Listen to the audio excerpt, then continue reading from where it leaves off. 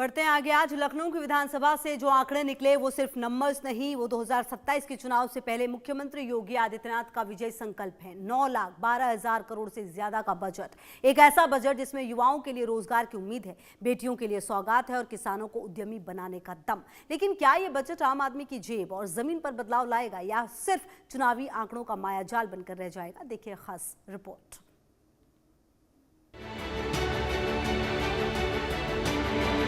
Budget का कुल आकार 9,12,696 करोड़, पिछले बजट के मुकाबले 12% की बढ़ोतरी।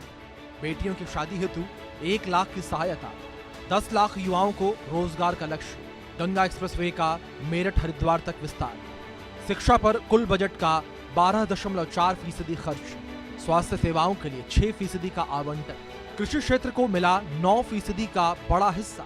विरोध अपनी जगह है, लेकिन आंकड़ों की हकीकत को नजरअंदाज नहीं किया जा सकता। उत्तर प्रदेश आज देश का सबसे बड़ा मोबाइल मैन्युफैक्चरिंग हब बन चुका है।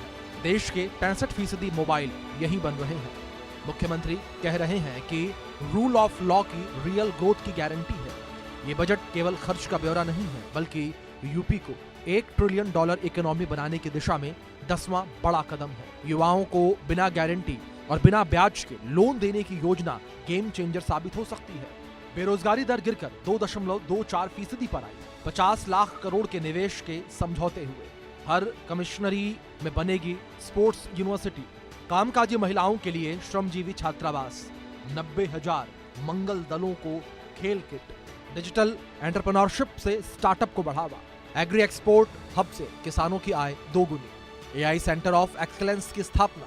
तो लब्बो-लुबाब ये है कि योगी सरकार ने 2027 की चुनावी बिसात बिछा दी है।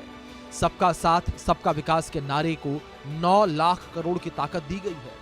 युवाओं, महिलाओं और किसानों को साधने की ये कोशिश अगर धरातल पर उतरी तो यूपी की तस्वीर और तकदीर दोनों बदल सकती है। Bureau report, India news.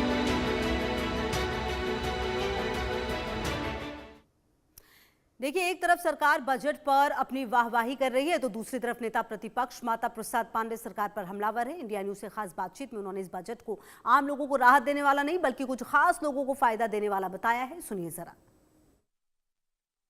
गरीब बेरोजगारों के लिए कोई महत्वपूर्ण नहीं है। इसमें इन्होंने घाटे का बजट पेश किया है। इनका घाटा मैं बता दे रहा हूँ। इनकी कुल राजस्व प्राप्तियाँ, इनकी कुल प्राप्तियाँ जितना इनके पास 8,48,223 करोड़ 18 लाख रुपए हैं। और इसमें जो है ये बजट लाए हैं 9,12,996 करोड़ 35 लाख रुपए का 12,000। तो ये बजट जो है जितना ये आ गया, जितना बजट बनाए हैं उतना इनके पास संसाधन ही नहीं है। 10 लाख से ज़्यादा रोजगार देने की बात कही। 10 लाख कहाँ, इसमें कहाँ रोजगार देने की? 10 लाख रोजगार कैसे देंगे? उसके लिए कोई योजना नहीं है। कहाँ देंगे? वो आएगा, निवेश आएगा, ये आएगा तब होगा ना। शादी अनुदान की बात बढ़ाने की बात की गई। शादी अनुदान इन्होंने जरूर बढ़ाया है, लेकिन शादी अनुदान बढ़ाया तो उनको तो देते नहीं, अपने से कुल कराते। स्कूटी देने के लिए महिलाओं को अलग से व्यवस्था की देने का किया है महिलाओं को। कुल मिलाकर ये बजट कैसा रहा, कैसा क्या लगता है? बजट जो है केवल कुछ लोगों के लिए है, सामान्य वर्ग के लिए नहीं है। देखिए, इसमें सबसे बड़ी समस्या है महंगाई रोकने के बारे में कोई इसमें योजना नहीं प्रस्तुत की। इन्होंने बेरोजगारी को कैसे ख़त्म करेंगे, कैसे कम करेंगे, कैसे बेरोजगारों को काम दें, इस पर कोई विशेष विवरण नहीं है। वहीं समाजवादी पार्टी ने भी बजट को लेकर सरकार को घेरा है। देखिए, हमारे संवाददाता ने समाजवादी पार्टी के नेता RK वर्मा, रविदास मल्होत्रा और सचिन यादव से खास बातचीत की है। सुनिए जरा। ये बजट ढोल के अंदर पोल है। ना इससे गरीबी मिटने वाली है, ना बेरोजगारों के हाथों में रोजगार आने वाला है, ना शिक्षा की व्यवस्थाएं सुदृढ़ होने वाली हैं, ना स्वास्थ्य की सुविधाएं सुदृढ़ होने वाली है, ना किसानों को खाद मिलने वाली है। यह बजट केवल एक दिखावा है और जो बड़े पैमाने पर जो भ्रष्टाचार की भेंट चढ़ने की एक परंपरा वाला ये बजट है। इस बजट में एक भी चिकित्सा संस्थान का कोई बजट नहीं है। एक भी जो एक नेशनल लेवल पर भी कोई एक यूनिवर्सिटी के लिए कोई बजट नहीं है। इसमें जनता को इस बजट से बहुत उम्मीद थी, हालांकि हमको इस बजट से कोई उम्मीद नहीं थी और जो बजट आज पेश हुआ है इससे जनता को घोर निराशा हुई है।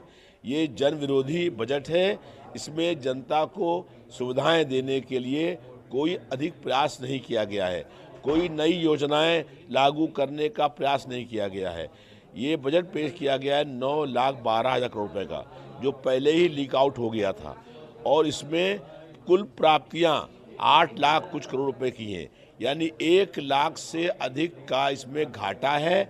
इस घाटे को पूरा करने के लिए सरकार जनता पर अतिरिक्त कर लगाने का काम करेगा, जिससे महंगाई बढ़ेगी, जनता पर और अधिक भार पड़ेगा। वही उसमें कुछ नयापन नहीं।